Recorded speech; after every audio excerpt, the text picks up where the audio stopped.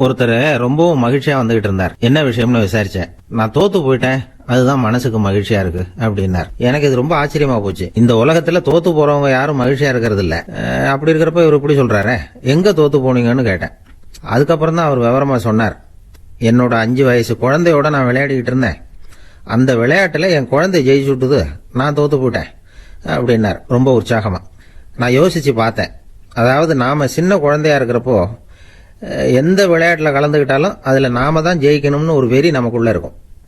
நம்மளை எதிர்த்து விளையாடுறவர் நல்லவரா கெட்டவரா, பெரியவரா சின்னவரா அப்படிங்கறதெல்லாம் முக்கியம் கிடையாது. அவர் தோத்து போகணும், நாம ஜெயிக்கணும், அதுதான் முக்கியம். எதிரியை சந்தோஷப்படுத்த விளையாடுகிற கலை அப்ப நமக்கு தெரியறதில்ல. வாழ்க்கையில ஒரு பக்குவம் வந்ததுக்கு அப்புறம் வெற்றி பெறணுங்கிற மன அழுத்தம் போயிடுது. போட்டியில ஜெயிக்கணுங்கிறத விட குழந்தைய சந்தோஷப்படுத்தணுங்கிறது முக்கியமா போச்சு. ஜெயிக்கணுங்கிற வெறி ஓடி போட்டுது. ஒரு குழந்தையா இருந்தப்போ நம்ம வளர்ச்சிக்கு உதவிய வெறி பெரியவனானதுக்கு பிறகு நமக்கு எதிரியா மாறுது. அதை சரியான சமயத்துல நாம புரிஞ்சுக்கிட்டோம்னா போதும், நாம பொழைச்சிக்கலாம். ஒவ்வொரு மனுஷனுமே வாழ்க்கையோட அடுத்த கட்ட வளர்ச்சியில அடி எடுத்து வைக்கிற நேரத்துல தன்கிட்ட இருந்து ஏதோ ஒரு குணத்தை அல்லது தன் குணம் இருந்த ஏதோ ஒரு உறவை நாம இழக்கத்தான் வேண்டி இருக்குது. ஒரு கட்டம் வரைக்கும் உதவியா இருந்த குணம் அடுத்த கட்டத்துக்கு தடையா கூட மாறிடலாம். இந்த பரிமாண மாற்றத்துக்கு உள்ளாகிற ஒவ்வொருத்தரும் பிரத்யட்சமா இதை உணர்றாங்க. ஆனா பல பேர் எப்படின்னா பழச திறந்துட்டு புதிய கொள்கைகளை உருவாக்கிக்கிறதுக்கு இஷ்டம் இல்லாம இருந்துடுறாங்க, அல்லது அப்படி செய்ய முடியாம தவிக்கிறாங்க. இதையெல்லாம் மீறி அந்த பழச திறந்துட்டா அதை இழந்ததால உண்டாகிற மன அழுத்தம் சில காலத்துக்கு வருத்திக்கிட்டு தான் இருக்கும், வேற வழி இல்லை.